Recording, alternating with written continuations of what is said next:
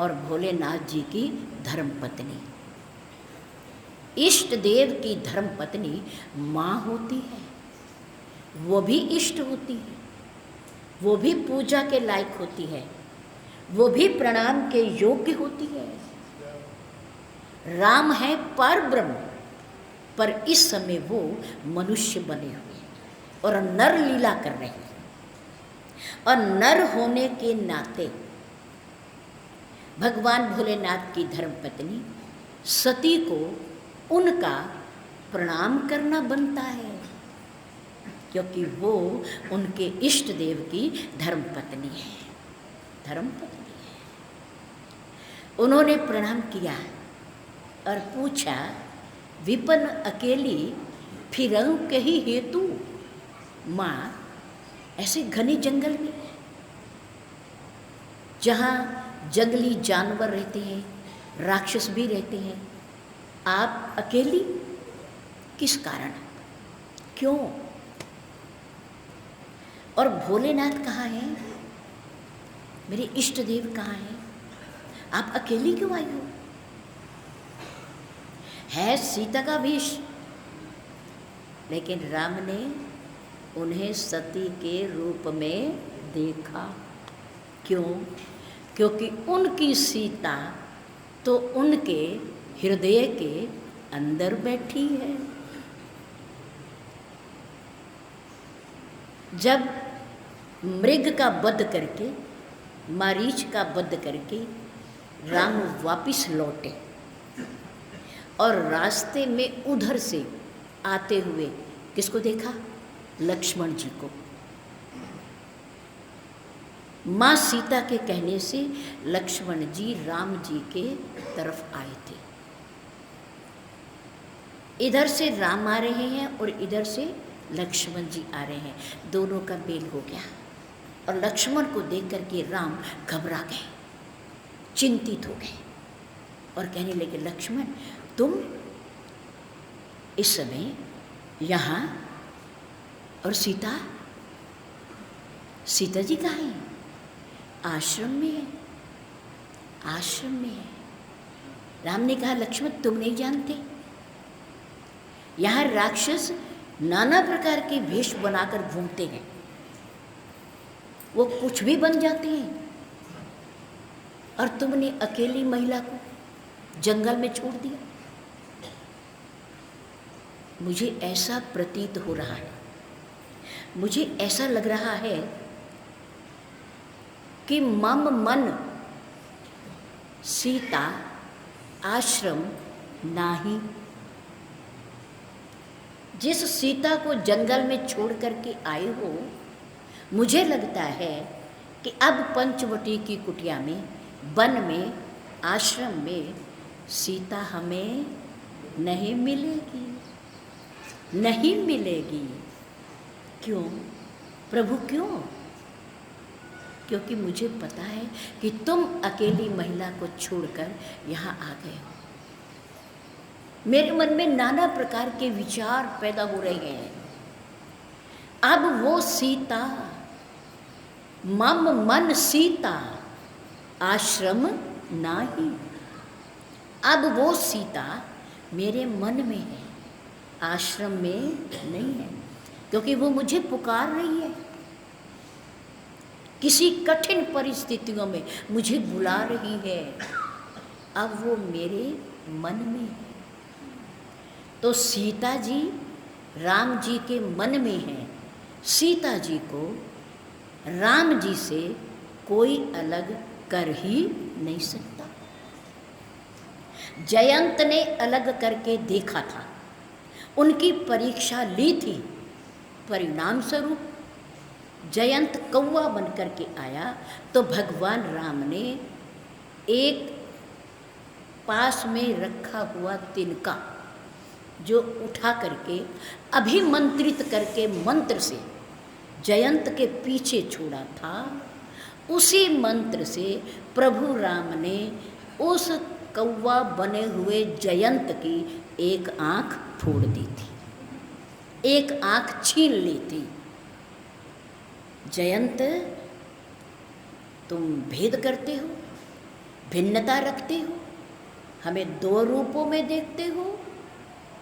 हम एक हैं, हम दो नहीं हैं। राम ही सीता है और सीता ही राम है।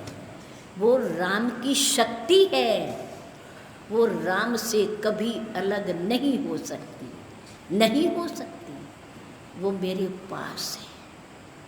अब राम की सीता तो राम के पास है, पर ये कौन है जो सीता बन के आई है, बन के आई है? प्रभु राम ने उन्हें जगत जननी समझ करके प्रणाम किया, प्रणाम किया। जो प्रश्न पूछने आई थी, परीक्षा लेने आई थी, वो उसके मन के अंदर ही रह गए, क्योंकि परीक्षा में फेल हो गए। राम ने पहचान लिया कि ये सीता नहीं है, ये सती है, ये जगजननी है, भोलेनाथ जी की धर्मपत्नी है, सीता नहीं है। और परीक्षा लेने में सती ने, माँ ने एक बहुत बड़ी गलती की। क्या गलती की? कि अगर सीता बनी थी तो उन जैसा आचरण भी करती,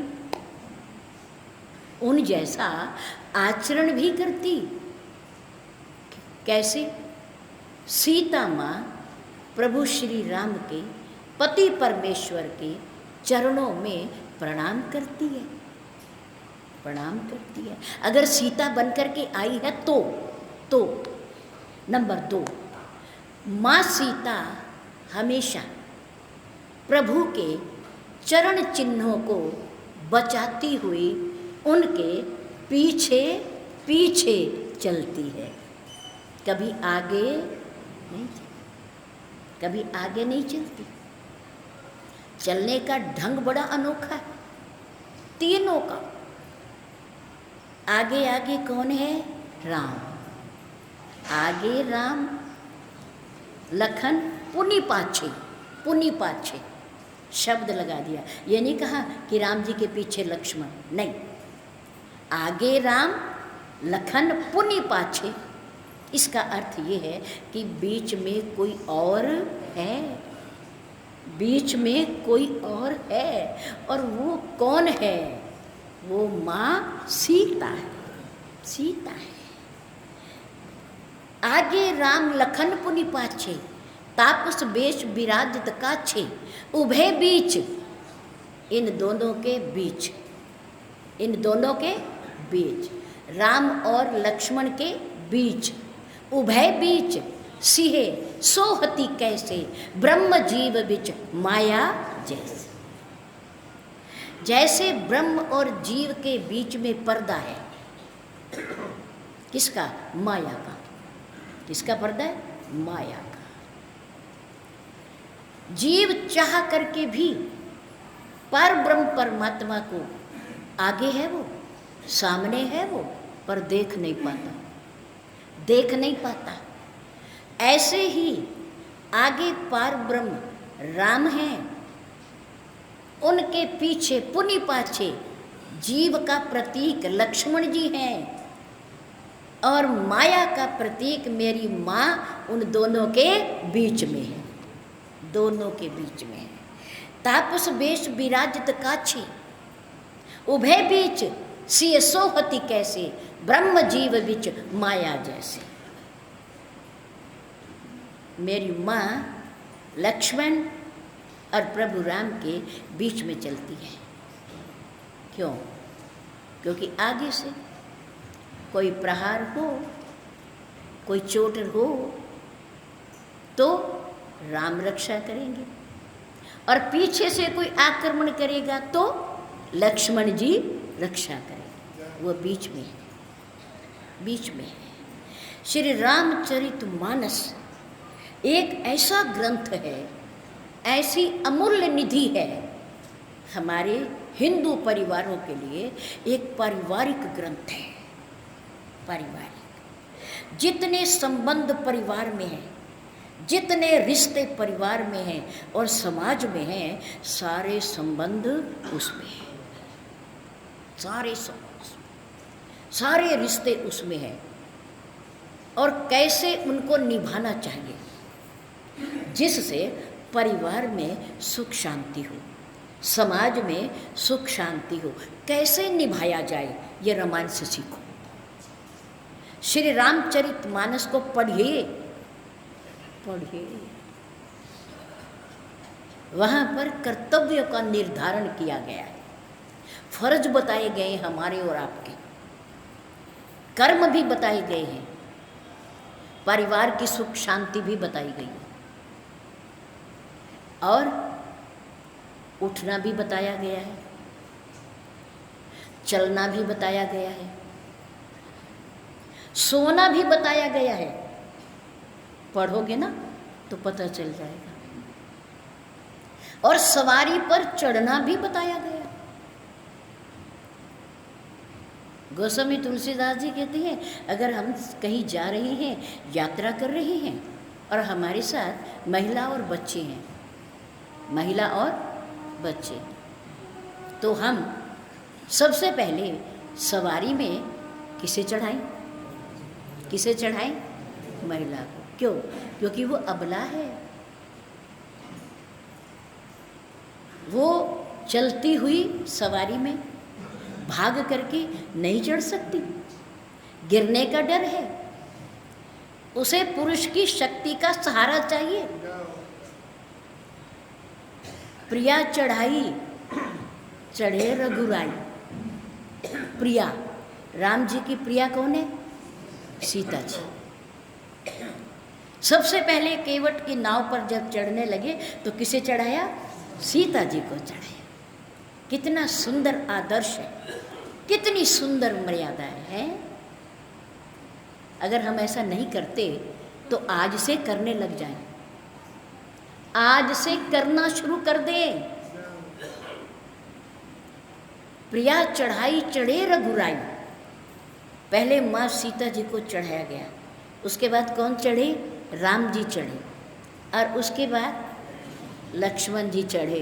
कोई सामान अगर रह जाता है तो सेवक, नौकर जो साथ होता है उसे लेकर के चढ़ जाता है भाग के, है ना। प्रिया चढ़ाई चढ़े रघुराई। पहले माँ को चढ़ाया, फिर प्रभु चढ़े, फिर लक्ष्मण जी चढ़े। उसके बाद कितना सुंदर सोना, जगना, चलना, सवारी पर चढ़ना, उठना, कितनी सुंदर बात। प्रातः काल उठी के रघुनाथ। कब उठो? कब उठो? प्रातः काल उठो। उठना ना, पर बोल तो दो ना उठना। आपकी 2 दिनचर्या है, वो आप करो, हम क्या कर सकते हैं? हम तो कह ही तो सकते हैं। अपने घरों के बालकों को बचपन से ही उन्हें प्रातःकाल उठना सिखाइए, रात को जल्दी सोना सिखाइए, माता पिता के चरणों में प्रणाम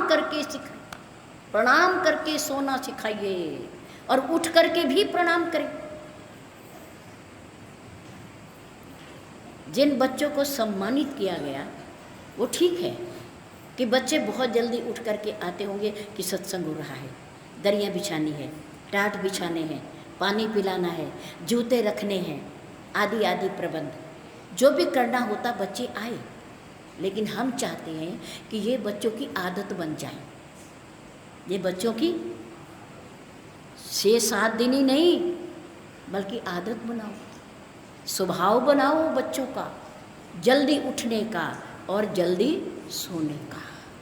जो देर से सोते हैं, हमारे गुरुदेव जी का नियम था रात्रि में 8 बजे जो लेना है उसे ले लिया, दूध वगैरह, और 9 बजे समाचार सुन कर के स्वयं भी सो जाना और दूसरों को भी सोने के लिए भेज देना। बस इससे आगे नहीं। 9 बजे सो जाना है रात्रि में, और प्रातः ब्रह्म मुहूर्त में 4 बजे उठ जाना है। फिर घूमने जाना है, प्रातः काल की शुद्ध हवा, को लेना है जिससे फेफड़े तंदुरुस्त रहते हैं, तंदुरुस्त रहते हैं। प्रातःकाल घूमना है 2-2.5 किलोमीटर और उसके बाद आकर के शौच आदि से निवृत्त होकर के अगर कथा चल रही है तो उसके लिए तैयार, और नहीं चल रही है तो भी बैठे हैं तैयार होकर। 12 महीने 365 दिन, सर्दी है, गर्मी है, बरसात है, कुछ भी है, उन्होंने प्रातःकाल ब्रह्म मुहूर्त में 4 बजे उठना ही है, उठना ही है, घूमने जाना ही है और अपना समय से काम कर लेना है, कर लेना है। और वही बात बता रहे भगवान राम, गोस्वामी तुलसीदास जी, प्रातःकाल उठ के रघुनाथा। हमारे बच्चे प्रातःकाल उठे। हमारी माताएं ना बच्चों के शोर से, बच्चों की मांग को लेकर के, बच्चा हमें तंग ना करे, घबरा जाती है। सोने दो, सोने दो, सोने दो, अभी नहीं, हमारा काम खत्म हो जाए तब उठाएंगे। फिर एक समय ऐसे आएगा कि आप अगर समय से उठाना भी चाहोगे तो नहीं उठेंगे। इसलिए उनकी आदत बनाइए, स्वभाव बनाइए प्रातःकाल उठने का। उठे, स्नान आदि से निवृत्त हो, दातुन करें, मंजन करें बच्चे, और फिर मंदिर में जो घर में स्थित हो उनको में प्रणाम करें, माता पिता को प्रणाम करें और गुरुदेव को भी प्रणाम करें। प्रणाम करना सिखाइए, झुकना सिखाइए, झुकना, झुकने से बहुत कुछ मिलता है, बहुत कुछ मिलता है बड़ों के आगे झुकने से। तो भोलेनाथ कह रहे, माँ सती कह रही कि मैंने संशय किया भगवान राम पर और उसका फल मैंने पा लिया। परिणाम क्या हुआ कि भोलेनाथ जी ने मेरा परित्याग कर दिया कि आज से मैं इन्हें अपने वाम अंग में नहीं बिठाऊंगा, क्योंकि ये मेरी माँ बनी है, माँ बनी है। माँ वाम अंग में नहीं बैठ सकती, माँ पूज्य होती है, माँ दाहिनी ओर बैठती है, माँ दाहिनी ओर बैठती है। जब भी माता पिता बैठे हों उनके दाईं ओर बैठने का कभी भी प्रयास ना करो, कभी भी प्रयास, बहुत बड़ा पाप लगेगा। उनकी बाईं ओर बैठिए, बाईं ओर बैठिए। बड़ों के हमेशा बाईं ओर बैठिए, दाईं ओर ना बैठिए, बल्कि बड़ों को अपने दाईं ओर रखिए, दाईं ओर रखिए। ये उनका सम्मान है, उनका सम्मान है।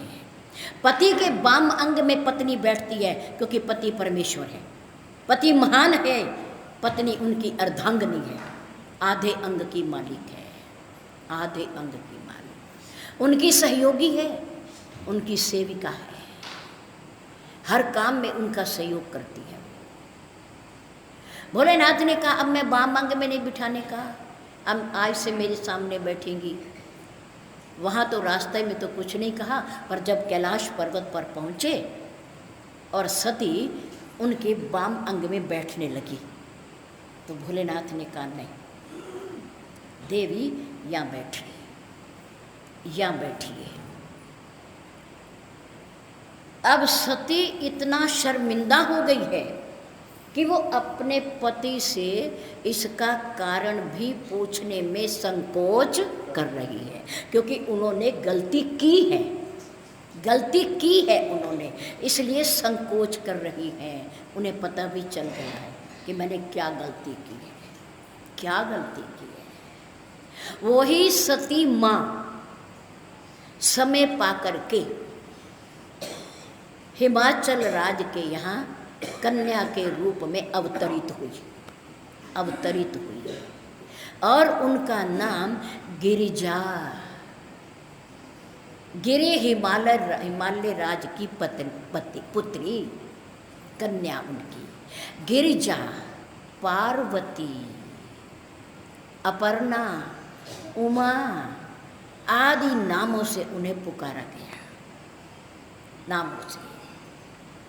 अब उनका समय आया, उनका पाणी ग्रहण संस्कार भोलेनाथ जी के साथ हुआ जैसी उनकी भावना थी। अब भोलेनाथ जी की सहधर्मणी धर्म पत्नी बन करके कैलाश पर्वत पर आए। अब उन्हें उनके वाम अंग में बैठने का अधिकार प्राप्त हो गया, क्योंकि धर्मपत्नी बन गई। अब माँ ने समय पाकर के भोलेनाथ जी को प्रसन्न देख करके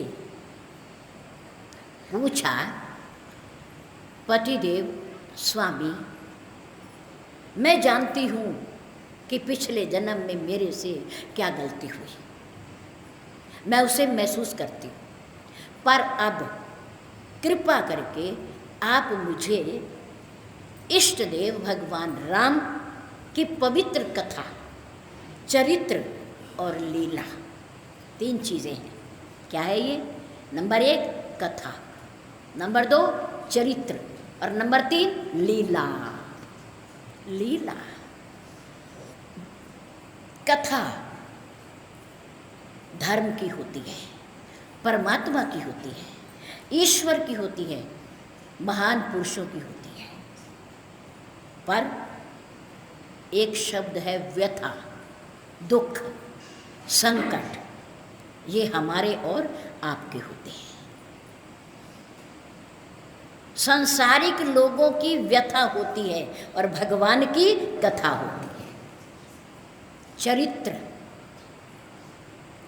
चरित्र में झूठ को स्थान नहीं होता, याद रखो, चरित्र में झूठ को स्थान नहीं होता। क्यों? कि जैसा कर्म व्यक्ति करता है, जैसा आचरण करता है, उसका वैसा ही चरित्र बन जाता है, वैसा ही चरित्र बन जाता है। और एक बात और, हमारे सनातन धर्म में चित्र की पूजा नहीं होती, किसकी होती है? चरित्र की पूजा होती है, सदाचार की पूजा होती है, जिसमें झूठ को स्थान नहीं है। अच्छा व्यक्ति है, अच्छे कर्म कर रहा है, तो उसे अच्छा ही कहा जाएगा। सदाचार का पालन कर रहा है, असत्य भाषण नहीं करता, तो उसको चरित्रवान ही कहा जाएगा। झूठा है तो, दुष्ट है तो, अच्छा है तो, सज्जन है तो, उसके चरित्र को वैसा ही वर्णन किया जाएगा। लेकिन एक तीसरा शब्द है लीला। क्या है वो? लीला। लीला में झूठ भी है और सत्य भी है। अंतर समझना, लीला में झूठ भी है और सत्य भी है। कैसे? कैसे? प्रमाण, रामलीला में हम मोहन नाम के लड़के को राजा दशरथ के पात्र के रूप में काम करते हुए देखते हैं। राजा दशरथ एक धर्मनिष्ठ राजा है, धर्मनिष्ठ राजा है, सत्य का पालन करने वाला है, पराक्रमी है, शक्तिशाली है, शब्दवेदी बाण का संचालन करना जानता है। राजा दशरथ, धर्म और सत्य ये दोनों उनकी जीवन की विशेषताएं हैं। सत्य की रक्षा के लिए प्राणों से भी प्यारे राम का वियोग उन्होंने सहन कर लिया।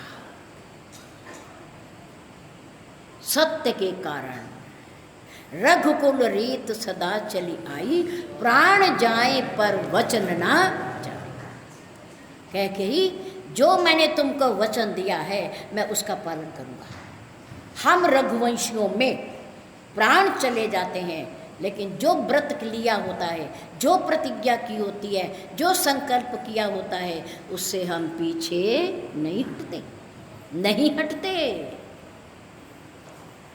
मोहनदास नाम का व्यक्ति राजा दशरथ का चरित्र पेश कर रहा है, रामलीला में नाटक कर रहा है, नाटक। लेकिन जब वही मोहनदास नाम का व्यक्ति अपनी दुकान पर आकर बैठता है या अपने कारखाने में बिजनेस में आता है, तो उस समय हम लोग उससे व्यापार करते हुए कहते हैं, देख भाई पैसे ठीक लगा लियो, ज़्यादा पैसे ना लगाइयो, जो सही हो वो लगा लेना। वो व्यक्ति कहता है कि मैं तो इसमें कमाई कुछ नहीं कर रहा, कमाई कुछ नहीं रहा, बस जैसे आटे में नमक होता है उतना ही ले रहा हूँ आपसे, उतना ही ले रहा हूँ। अगर तू उतना ले रहा है तो तेरी ये कोठी कैसे बन गई? अगर तू उतना ही ले रहा है तो तेरा ये कारखाना कैसे बन गया? अरे कमाई है तभी तो ये बन गया, वैसे तो नहीं बना। अब हम मोहनदास और राजा दशरथ के बीच मिलान करें। मोहनदास राजा दशरथ का अभिनय तो करता है, पर उसको सही रूप में अपने जीवन पर लागू नहीं करता। इसमें झूठ भी है। जो वो अभिनय कर रहा है वो सत्य है, राजा दशरथ बना हुआ है और उनके नाटक कर रहा है, वो सत्य है। लेकिन अपनी जब दुकान पर आता है, व्यापार में आता है, तो वो झूठ है, क्योंकि वो वैसा आचरण नहीं कर रहा। ना वो राम बनता है वो कर रहा है, ना जो दशरथ बनता है वो कर रहा है। इसलिए लीला में झूठ भी है और सत्य भी होता है। अब परम पिता परमात्मा राम, पार ब्रह्म राम बने हुए हैं, मनुष्य बने हुए हैं, वो रो रहे हैं। पर प्रभु कभी रोता है क्या? विलाप करता है क्या? अपनी पत्नी को पत्तों से पेड़ों से पूछता है क्या? नहीं पूछता ना। लेकिन नाटक हो रहा है, लीला हो रही है, अभिनय हो रहा है मनुष्य जैसा, इसलिए झूठ भी है और सत्य भी है। कथा में झूठ बिल्कुल नहीं, सत्य ही सत्य है, जो शास्त्रों में प्रमाणित है। मंच के माध्यम से वही कहा जाता है, और कभी अपने आप बना करके कहना भी नहीं चाहिए।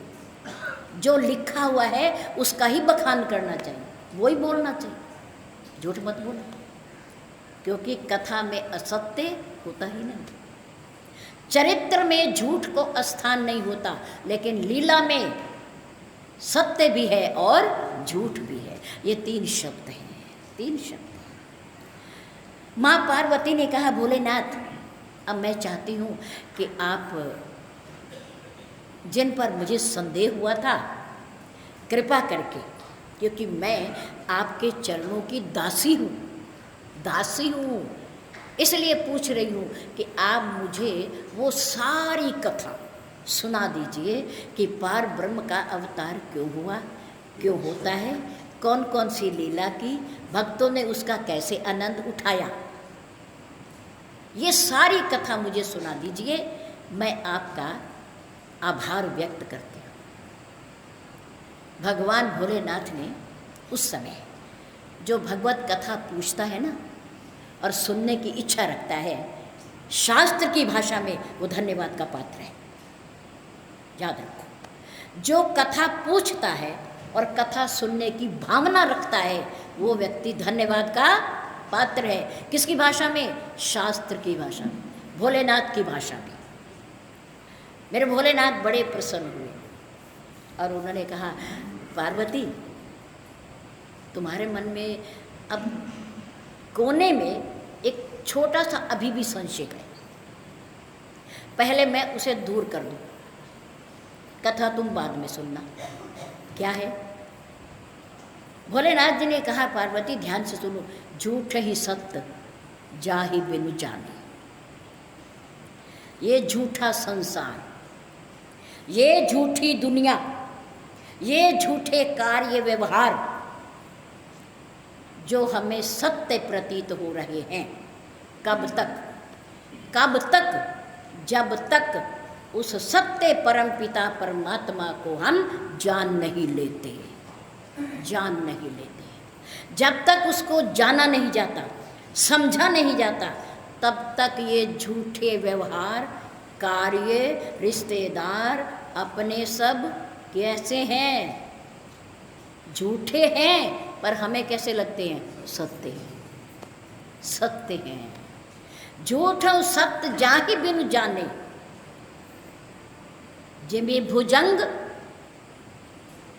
बिन रज्जू पहचाने। भुजंग सांप और रज्जू रस्सी। अंधेरे में, अज्ञान में जब हम किसी रस्सी को पड़ा हुआ देख लेते हैं तो वो हमें अंधेरे में प्रकाश ना होने के कारण क्या प्रतीत होता है? सांप प्रतीत होता है, सांप प्रतीत होता है। ऐसे ही जब तक परमात्मा को नहीं जानेंगे, हमारे अंदर ज्ञान नहीं होगा, प्रकाश नहीं होगा, तब तक ये झूठा संसार हमें सत्य प्रतीत होता रहेगा। जबकि सब जानते हैं, जो जान लेता है वो इसे छोड़ देता है, वो इसका त्याग कर देता है।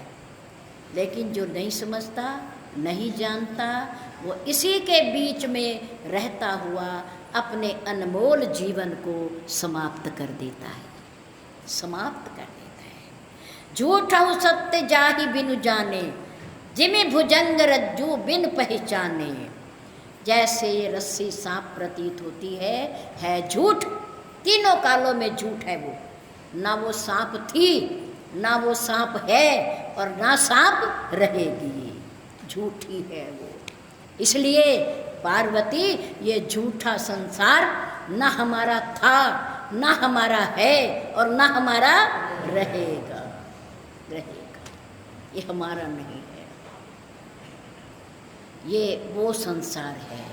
जब इसकी समझ आ जाती है तब व्यक्ति इनसे दूर हट जाता है, फिर प्रभु की चरणों की तरफ भागता है, फिर उसे प्राप्त करता है, उसका सहारा लेता है। उस समय उन्होंने कहा कि वही राम, वही राम कौन? जो वहाँ जंगल में मिले थे विलाप लीला करते हुए। सोई मम इष्ट देव रघुबीरा। भले ही वो तपस्वी हैं, भले ही वो राजा के पुत्र हैं, लेकिन पार्वती वो मेरे इष्ट देव हैं, वो मेरे आराध्य हैं। दिन रात मैं उनका सिमरन करता हूँ, मैं उनका जाप करता हूँ। उनका सुंदर बाल स्वरूप मेरे हृदय में बसा रहता है। जय श्री राम। जी कहते हैं पार्वती, सोई मम, वही जो तुमने वहाँ देखा था, उससे अलग और कुछ नहीं। सोई मम इष्ट देव रघुबीरा, सेवत जाहि सदा मुनि धीरा। जिसके सब ज्ञानी मुनि तपस्वी भक्त जिनका भजन करते हैं, जिनका ध्यान करते हैं, और मंगल भवन अमंगल हारी द्रवं सुदशरथ। बंदों में बाल रूप सोई, सोई वही मेरा राम जब अवतार लेकर के आता है, अयोध्या में प्रकट होता है, तो उस बालक राम के मैं दर्शन करने जाता हूँ। मैं अयोध्या जाता हूँ, भिक्षुक बन के जाता हूँ, भिखारी बन के जाता हूँ, भेष बदल कर जाता हूँ। बंदों में बाल रूप सोई राम, सब विधि सुलभ जपत जेहि नाम।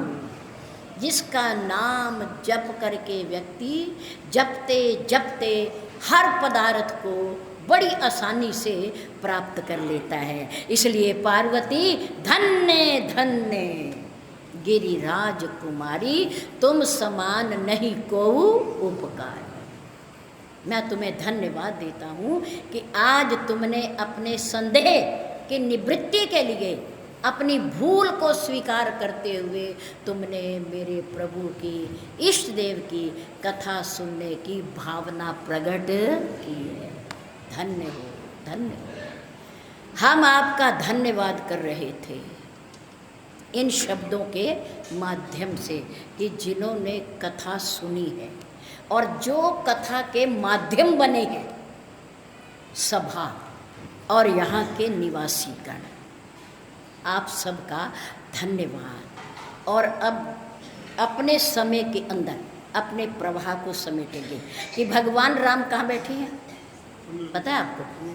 समुद्र के किनारे पर।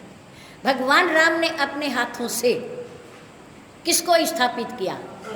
भगवान शंकर के ज्योतिर्लिंग रामेश्वरम। क्या नाम रखा? रामेश्वरम। पूछा, पार्वती ने पूछा, ये जो नामकरण हुआ है इसका अर्थ क्या है? इसका अर्थ क्या है? रामेश्वरम नाम क्यों रखा गया?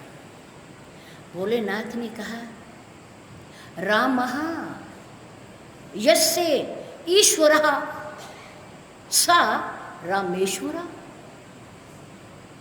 क्या मतलब? मतलब ये कि राम यस्य जिसके ईश्वरः ईश्वर है वो रामेश्वर है। अर्थात मेरे ईश्वर राम हैं, मेरे ईश्वर राम हैं।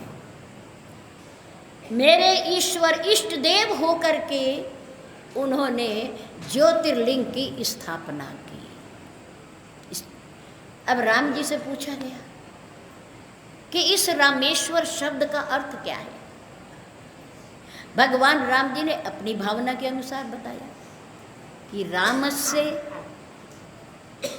या ईश्वरः सा रामेश्वरः, सा रामेश्वरः। रामस्य राम का, या जो ईश्वरा ईश्वर है, राम का जो ईश्वर है, सा रामेश्वरा वो रामेश्वर। एक दूसरे, कितनी सुंदर भावना, कितना सुंदर नाता, कितना सुंदर संबंध। भोलेनाथ कहते हैं राम जिसका ईश्वर है वो ज्योतिर्लिंग है, राम जिसका ईश्वर है वो रामेश्वर है। और राम जी कहते हैं कि राम का जो ईश्वर है वो रामेश्वर है। वाह, क्या प्रशंसा है, क्या भावना है, सुंदर विचार हैं। स्थापित हो गया और उधर पुल बन करके तैयार हो गया, तैयार हो गया। प्रभु राम गए, उठ करके प्रणाम करके भोलेनाथ जी को, कृपा करना, कृपा करना कि हमारी सेना जो पुल बन करके तैयार हुआ है इससे पार हो जाए सुविधापूर्वक, सुविधापूर्वक। राम सबसे पहले, जामवंत जी उनमें सबसे वृद्ध हैं, बड़े हैं, सम्मानित हैं। उन्होंने कहा प्रभु आइए, पहले श्री गणेश कीजिए, पुल बन के तैयार हो गया, अपने चरण कमल रखिएगा।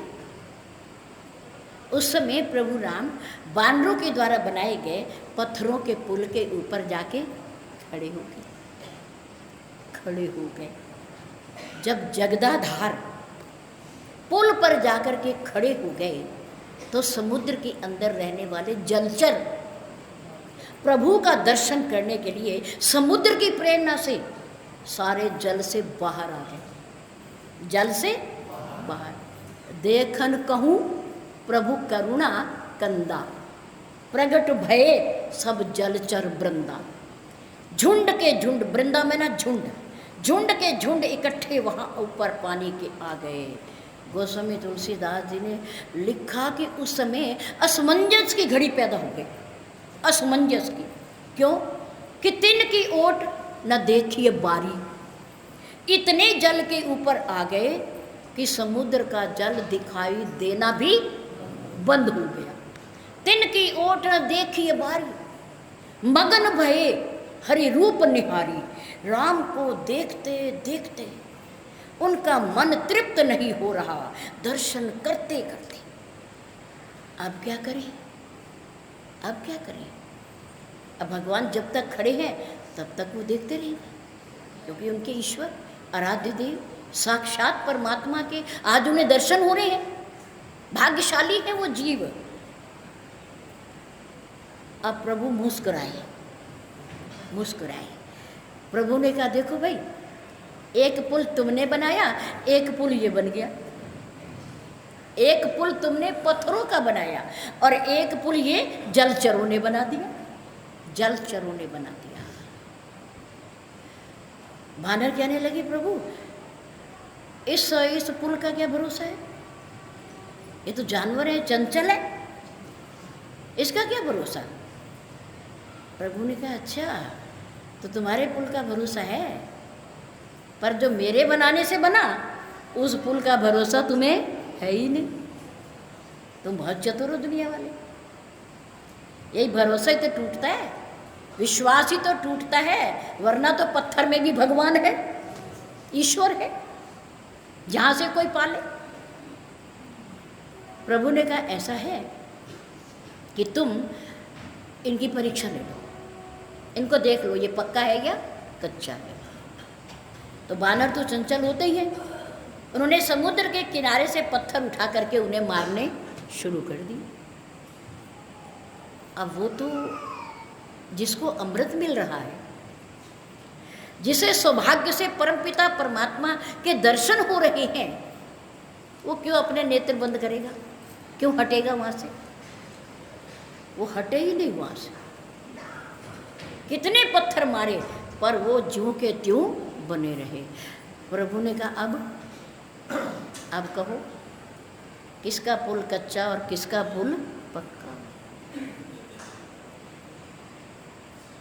प्रभु ने कहा चलो अब तो तुम्हारे लिए एक वो तुमने बनाया, एक ये अपने आप बन के तैयार हो गया, अब तुम बहुत जल्दी पार हो जाओगे, बहुत जल्दी पार।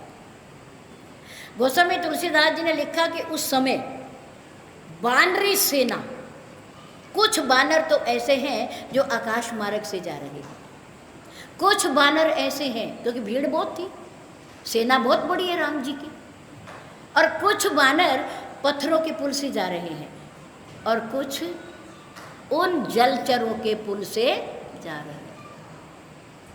3 रास्ते हो गए। कितने हो गए? 3 रास्ते, एक आकाश मार्ग, एक पत्थरों का पुल और एक जलचरों का पुल, 3 रास्ते हो। गोस्वामी तुलसीदास जी ने कहा ये तीनों रास्ते किसका प्रतीक हैं? किसका प्रतीक है? जो आकाश मार्ग से जा रहे हैं वो ज्ञान का प्रतीक है। किसका? ज्ञान का प्रतीक। वो समर्थ हैं, जाने में समर्थ हैं, उन्हें ना पत्थरों के पुल की ज़रूरत है और ना जलचरों के पुल की ज़रूरत है। वो आकाश मार्ग से जा रहे हैं, शक्तिशाली है वो। नंबर 2, जो पत्थरों के पुल से जा रहे हैं, पत्थर का पुल क्या है? ये कर्म का प्रतीक है। किसका प्रतीक है? कर्म का, क्योंकि इसे वानरों ने बनाया है, पत्थर ढोए हैं, राम का नाम लिखा है, समुद्र में डाला है, इसलिए ये कर्म का प्रतीक है। नंबर 3, जो जलचरों का बना हुआ पुल है वो प्रेम का प्रतीक है, भक्ति का प्रतीक है। 3 मार्ग है प्रभु तक जाने के लिए, ज्ञान मार्ग, भक्ति मार्ग और कर्म मार्ग। आकाश मार्ग ज्ञान का मार्ग है, पत्थरों का पुल कर्म का मार्ग है और जलचरों का पुल प्रेम भक्ति का मार्ग है। तीनों पुरुषार्थ किया, वानरों ने कर्म किया, उसके ऊपर से जा रहे हैं। जलचरों का पुल प्रेम का मार्ग है, उससे जा रहे हैं वानर और पुल से पार हो गए। पै शब्द पुरुषार्थ, प्रेम, परिवार, पिता, पत्नी, पति, पुत्र, पुत्री और परमात्मा। पैसे परमात्मा किससे मिलता है? प्रेम से मिलता है, प्रेम से मिलता है। भोलेनाथ जी ने कहा मैं तो इतना ही जानता हूँ, मैं तो इतना ही जानता हूँ क्या कि हरि व्यापक सर्वत्र समाना, प्रेम से प्रकट होई मैं जाना। राम ही केवल प्रेम प्यारा, जान ले ही सो जाननी हारा। जय श्री राम। जय परमात्मा और एक शब्द है परमार्थ। पैसे पैसे परमार्थ। एक होता है स्वार्थ। एक क्या है? स्वार्थ। स्वार्थ, स्वा जमा अर्थ, अपने लिए। स्वार्थ अपने लिए। और परमार्थ दूसरों के लिए और परमात्मा के लिए। ये सुग्रीव ने सीता माँ की खोज करने जाते हुए वानरों को शिक्षा दी, पढ़ाया। क्या पढ़ाया? देह धरे कर ये फल भाई। ऐ वानरों, मेरे भाइयों, देह धरे कर ये फल भाई, भजिए राम सब काम बिहाई। बिहाई मैंने छोड़कर। बिहाई का क्या अर्थ है? छोड़कर। सब काम बिहाई, छोड़कर। सारे काम छोड़ करके शरीर को धारण करने का सबसे बड़ा कार्य क्या है? लक्ष्य क्या है? उद्देश्य क्या है?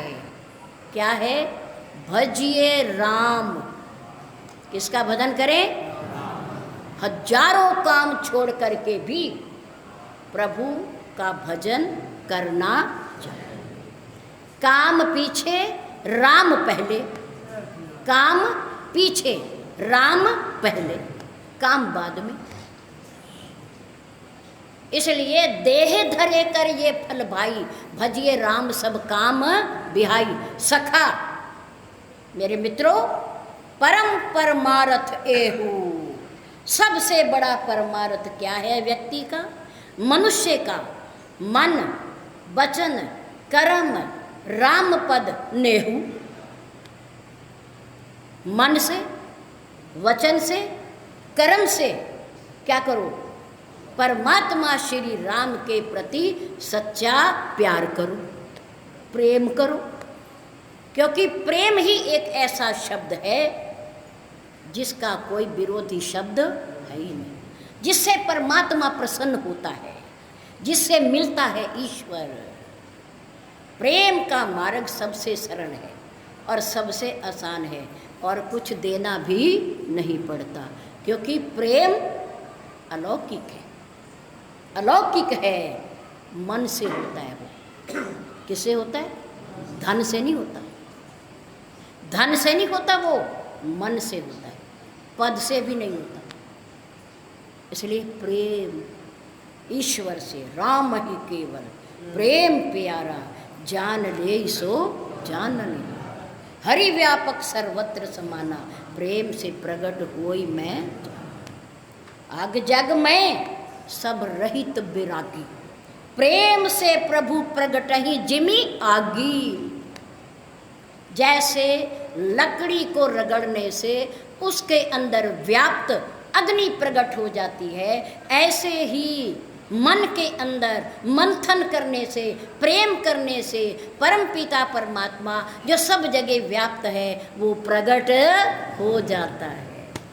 हरि व्यापक अग जग में, सारे संसार में है, लेकिन उसे इन संसार वालों से बैराग है। बैराग है क्योंकि परमार्थ है ही नहीं, सच्चा प्रेम है ही नहीं। सबको स्वार्थ है, सबको मेरा मेरी है, सबको दौड़ भाग, कुछ मिल जाए कुछ मिल जाए। लेकिन परमात्मा मिलता है सच्चे प्रेम से, भक्ति से, नाम सिमरण से। इसलिए अपने जीवन के लक्ष्य को प्राप्त करने के लिए हम मन से ईश्वर का चिंतन करें। सार यही है। प्रभु प्रकट हो जाता है, प्रभु मिलता है, प्रभु अनुभव की वस्तु है, और प्रभु परीक्षा का विषय नहीं है।